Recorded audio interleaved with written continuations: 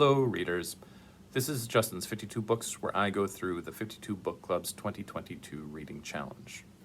52 books equals 52 weeks, and that is roughly one book a week or so. I do some audiobooks too, so I'm able to get through these at a pretty good clip. This is week 5, and I'm talking about Prompt 15, a book with a 5-syllable title.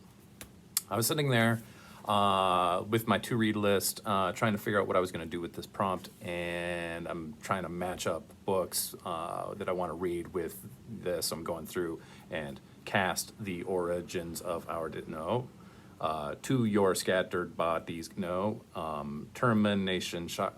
Termination shock, but that's going to be a different prompt. So eventually I got to Leviathan Falls. Leviathan Falls, 5-syllable title, kind of an arbitrary prompt, but whatever. I was going to read this book anyway, so this is a good place as any to go. So, the name of the book is Leviathan Falls, written by James S.A. Corey, which is actually a pseudonym for two authors, Ty Frank and Daniel Abraham, and it was released just last November in 2021. It is book 9 in a series called The Expanse, which they've made into a television show. When talking about the Expanse books, how to describe them. Well, my daughter came home from school the other day. She's 9, and she came home with the word epic. Everything was epic. Anything good. Oh, that's so epic is what she was constantly saying. And where she's using that term incorrectly, these books definitely could be classified as epic.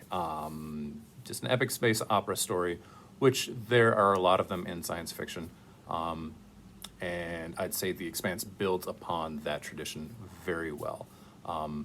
However, there's no qualitatively new science fiction ideas in these books, which is generally science fiction's bread and butter.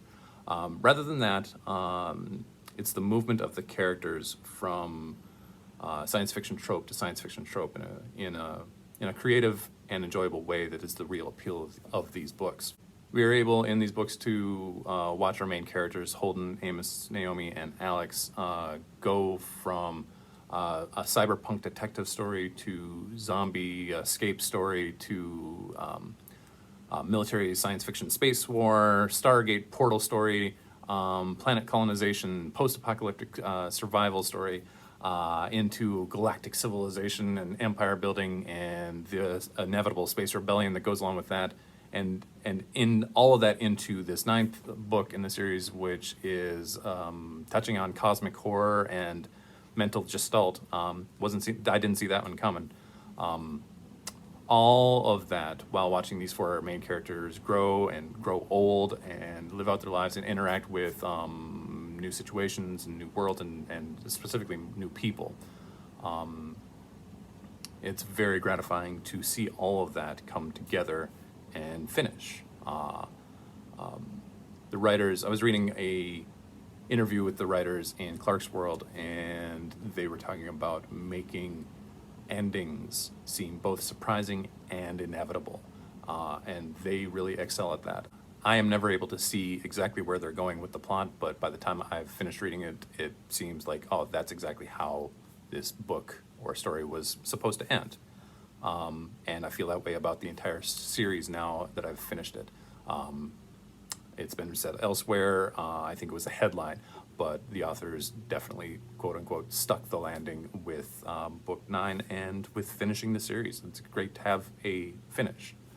That being said, if you're not into these books, if you're on the 2nd or 3rd one, if you're reading Caliban's War and you're just not into it, if you don't like the writing style or the characters or the premise, nothing changes. Obviously, the story changes and the narrative changes, but the writing style doesn't change. The characters kind of remain the same throughout the series.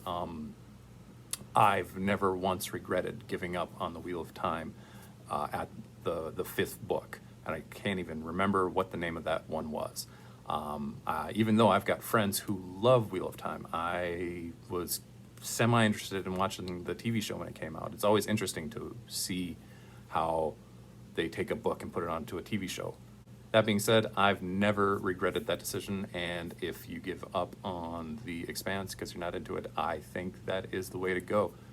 But I'm certainly glad I didn't.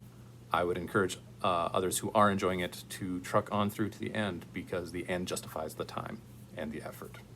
And that's it for my discussion of Leviathan Falls, Book 9 of The Expanse by James S. A. Corey. This has been week 5 of Justin's 52 books, and I was talking about Prompt 15, a book with a 5-syllable title. For more information about those prompts and the 52 Book Club's reading challenge, you can go to the52bookclub.com and see what they have there.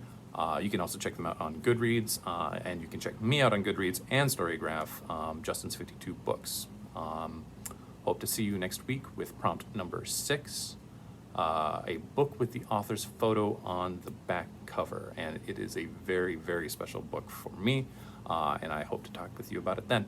Until then, happy reading.